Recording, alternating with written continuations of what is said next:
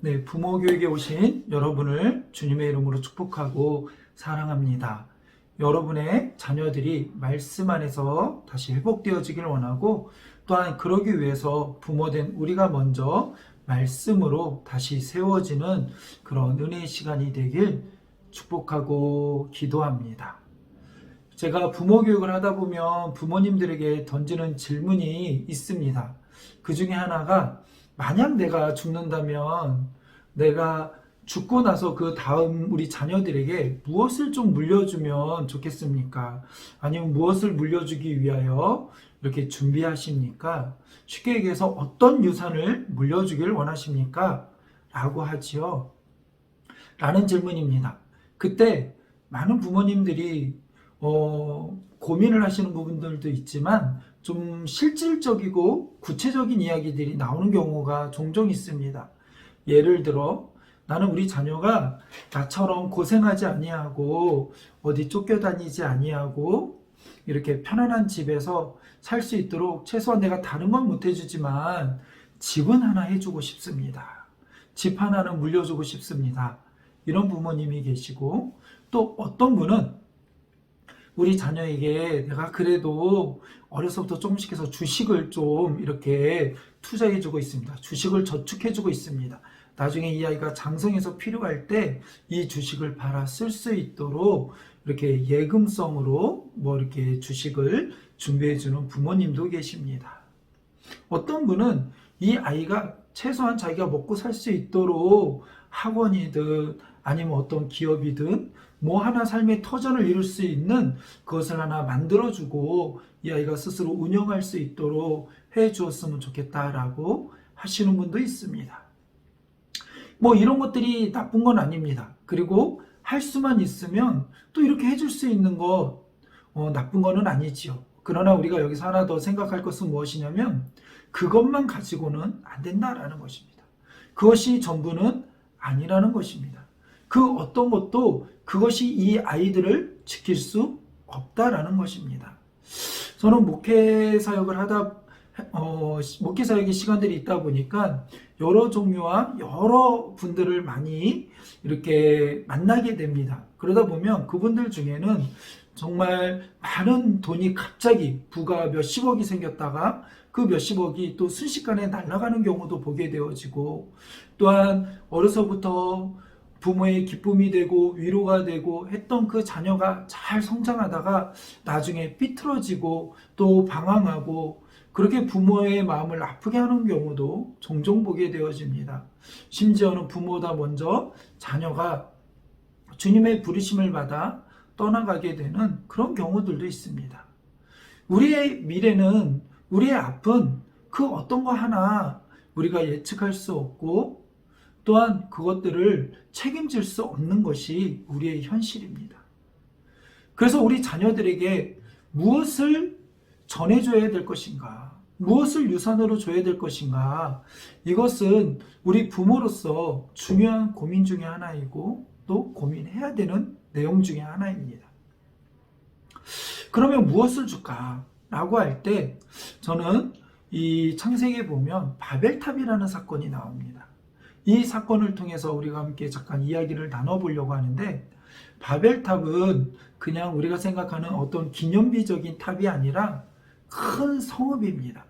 오늘날로 이야기하면 롯데타워 같은 경우가 좀 비슷할 겁니다. 100몇 층 아주 높이 쌓아 올린, 그리고 거기에 사람이 살고 거기에 기업들이 들어가서 또한 오피스텔처럼 이렇게 거주하는 그런 것처럼, 바벨탑은 사실은 바벨 성읍입니다. 아주 높이 쌓아 올려서 거기에서 사람들이 살기 위한 그런 성읍을 짓는 것입니다. 그러면 이 옛날에 왜 이렇게 높은 성읍을 지으려 했을까요? 왜 이렇게 높은 성읍이 필요했을까요? 그 이유는 이 바벨탑을 쌓게 되어지는 그 전 배경이 무엇이냐면 바로 노아의 홍수의 사건입니다.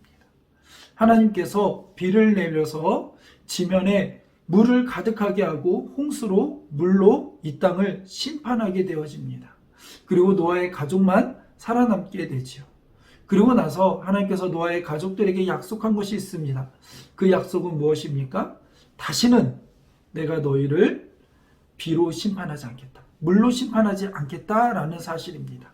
그것을 확증하기 위해서 이제는 하늘에 무지개를 걸고 그 무지개를 볼 때마다 너희들 기억해라. 내가 너희를 다시는 물로 심판하지 않을 거야. 그러니 안심해 라고 하나님께서 하시는 약속이고 또 그 약속의 사인으로 무지개를 거신 거죠.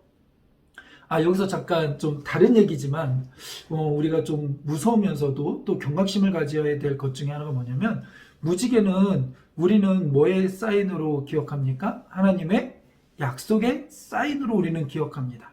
그런데 캐나다에서 참 무서웠고 마음에 힘듦이 있었던 것 중에 하나는 뭐냐면 인디안 선교를 가면서 이제 복음을 준비하고 성경 공부를 준비하면서 어떤 걸 모티브로 할까 하다가 구원에 대한 이야기를 하면서 무지개에 대한 모티브를 가지고 왔어요. 무지개, 하나님의 약속의 언약, 그걸 가지고 이야기를 풀어가는데 한 청년이 제게 얘기하는 거예요. 목사님, 이 무지개에 대한 모티브 내용은 정말 좋은데 좀 한 번 더 생각해 보시는 게 어떠세요? 그래서 왜 그러냐 했더니 캐나다에서는 기독교 국가인데도 불구하고 무지개의 사인이 뭘로 바뀌었냐면 동성애자들을 위한 사인으로 바뀐 거예요. 무지개 하면 성소수자들, 그 다음에 성적인 이런 모든 것들을 인정하는, 다양한 성을 인정하는, 그래서 무지개, 그 무지개를 그렇게 바꿔버렸어요. 그래서 캐네디언 사이에서는 무지개 하면 하나님의 언약보다는 그런 다른 것을 생각하게 된다는 거죠. 그래서 오해 요소가 있습니다. 그래서 급하게 다른 것들로 이렇게 바꾸었던 기억이 납니다. 근데 그렇게 사탄은 하나님의 약속을, 하나님의 말씀을 교묘하게 이용하고 바꾸고 그렇습니다. 그래서 우리가 이 마지막 때에 더욱더 정신을 바짝 차리고 깨어 있어야 될 때인 줄로 압니다. 말이 잠깐 새어 나갔는데 다시 우리 돌아와서 그렇게 하나님은 약속하신 거예요. 무엇을요? 내가 다시는 너희를 심판하지 않을 거야. 그 약속을 믿는다면, 우리 안에 그 약속에 대한 확신이 있다면 이제는 그 약속을 믿고 살아가면 돼요. 근데 사람들 사이에 불안하기 시작한 겁니다. 그래도 하나님이 이 약속을 지키지 아니하고 또 비를 내리면 어떡하지? 하나님이 이 땅을 또다시 비로 심판하면 어떡하지? 물로 심판하면 어떡하지? 그 마음에 하나님에 대한 불신이 있는 겁니다. 그 불신이 무엇으로 드러나냐면 이제 탑을 쌓기 시작하는 거예요. 그래서 그 탑을 쌓을 때 뭐라고 이야기합니까? 이 탑이 하늘까지 닿게 하자. 왜 하늘까지 닿아야 합니까? 이 탑을 쌓아서 왜 하늘까지 닿게 해야 합니까? 그것은 하나님이 다시 비를 내릴 때 거기서 구원하기 위함이에요. 스스로를 구원하기 위함이에요. 그러니까 탑을 쌓는 것, 멋진 집을 쌓는 것, 그거 자체가 문제가 되는 것이 아니라 그것을 쌓아 올리는 본래 의미, 본심이 중요한 거예요. 이들의 본심의 의도는 무엇입니까? 하나님 믿지 못하겠다라는 거예요. 그러니까 내 힘으로 내 살 길을 찾아보겠다라는 거예요. 이것이 문제입니다. 하나님은 이 본심을 꿰뚫어 보시고 그들을 이제는 흩으시기로 작정하셨어요. 그래서 그들의 언어가 혼동케 되어지고 서로 말이 통하는 사람끼리 흩어지게 됐죠. 이 사건에 대해서 이야기하다 보면 가끔 아이들이 짜증을 냅니다. 짜증을 내는 포인트는 이 사건 아니었으면 영어 공부 안 해도 되는데 뭐 이런 유죠. 여기서 한번 웃고 가는 겁니다. 네, 다시 돌아와서 그러니까 돈을 많이 모으고 성공하고 우리 자녀가 공부를 많이 시키고 우리 자녀들에게 공부를 많이 시키고 무언가 대통령이라든지 아니면 국회의원이라든지 아니면 모두에게 영향력을 줄 수 있는 어떤 사람이 된다는 것, 그것 자체가 나쁜 것이 아니라 왜 그것이 되려고 하는지, 왜 그렇게 이 아이를 높은 위치에 영향력 있는 자리에 높이려고 하는지, 왜 이 아이에게 물질을 주려고 하는지, 그것이 중요하다는 거죠. 우리의 본심에 물질이 이만큼은 있어야, 집 하나는 있어야, 그래도 10억은 있어야, 1억은 있어야, 몇 억은 있어야 이 아이가 그래도 스스로를 지키고 살아갈 수 있지 않을까라는 내 안에 그러한 그 하나님보다 이 다른 것들을 의지하고 다른 보호막을 쳐줄 수 있는 그러한 잘못된 생각, 어리석은 생각, 이것이 똑같이 오늘날에도 바벨탑을 쌓아 올리는 그러한 것과 같다라는 것이죠. 다시 한번 정리하려고 합니다. 우리 아이들이 성공했으면 좋겠습니다. 저도 잘 됐으면 좋겠습니다. 이왕이면 공부도 잘하고 돈도 많이 있고 여러 가지 많은 일들을 할 수 있는 능력이 있었으면 좋겠습니다. 그런데 그것이 왜 있어야 합니까? 그것이 그 아이들을 지키는 수단이나 그것을 움켜짐으로 인하여서 나 하나님 없어도 살 수 있어, 나 스스로 살 수 있어, 이런 어리석은 생각에 빠지지 않도록 해야 합니다. 물질은 하나님 우리에게 맡기신 것입니다. 그 물질을 통하여 하나님이 기뻐하시는 일을 하는 것이 우리가 해야 될 일입니다. 하나님이 주신 재능과 은사와 달란트를 가지고 때로는 영향력이 있는 자리에 올라야도 합니다. 그 자리에 가기도 해야 합니다. 근데 그 이유는 무엇입니까? 누군가에게 무시받지 않고 누군가를 짓누르기 위해서가 아니라 그들을 돕고 섬기기 위해서입니다. 그 자리에서 하나님의 복음과 하나님 주신 사명을 감당하기 위해서 해야 하는 것입니다. 우리는 오늘 우리의 본심, 우리의 마음을 잘 돌아봐야 될 때입니다. 내가 무엇 때문에 우리 아이가 잘 되기를 원하는가? 내가 무엇 때문에? 하나님은 그래서 우리에게 말씀하시는 거예요. 사람이 떡으로만 살 것이 아니고 하나님의 말씀으로 살아야 한다. 그 말씀으로 사는 훈련을 위하여 이스라엘 백성들은 광야의 기간 동안 하나님만 바라보는 훈련을 했습니다. 우리 사무엘스쿨에서도 우리 아이들이 하는 훈련은 공부도 하지만 더 중요한 거는 신앙으로 매일 큐티하며 하나님을 볼 수 있는, 하나님을 의지할 수 있는, 하나님을 따라갈 수 있는, 인격적으로 하나님을 만나고 하나님과 교통하며 그렇게 신앙 위에, 그 신앙의 토대 위에 다른 것들을 쌓아 올리는 그런 훈련을 하는 거예요. 사람이 떡으로만 살 것이 아니라고 할 때 떡이 필요 없다가 아니에요. 그 떡도 필요하지만 그것이 본질이 아니라는 것입니다. 높이 바벨탑을 쌓아봤자 결국 그것이 우리를 보호하거나 지키지 못한다라는 것입니다. 정말 우리를 지키는 것은 무엇입니까? 하나님의 말씀이고 하나님의 우리와 함께 하심입니다.